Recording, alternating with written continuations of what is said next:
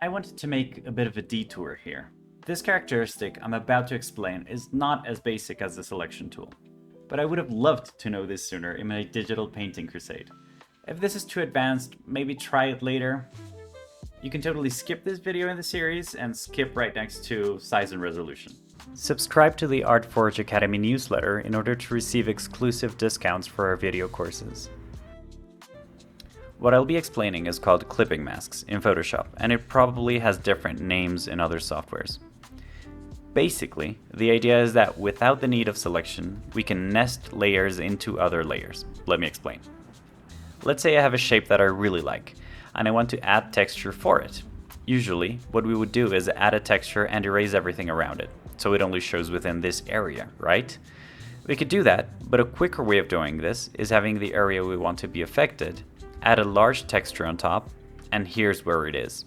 We place the mouse in between these layers and press Alt.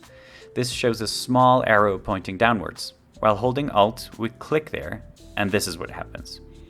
The layer on top will be only visible in the pixels that are visible on the layer we're clipping to. The advantage of this is, if we need to move the texture before, as the texture was erased, then it would have an edge, and we'd have no flexibility.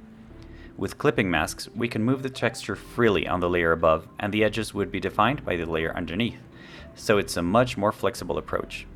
Plus, we don't have to erase all the time.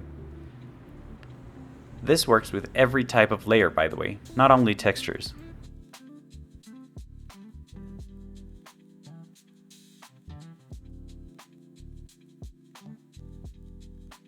This is also useful when coloring parts of an illustration.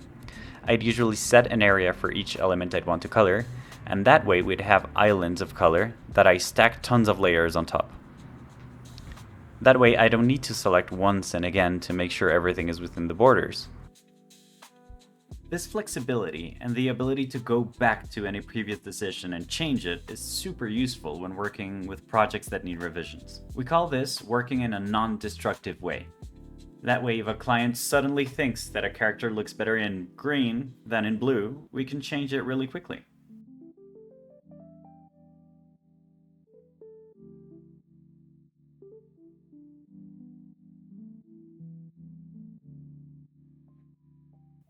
Okay, detour finished. On to size and resolution.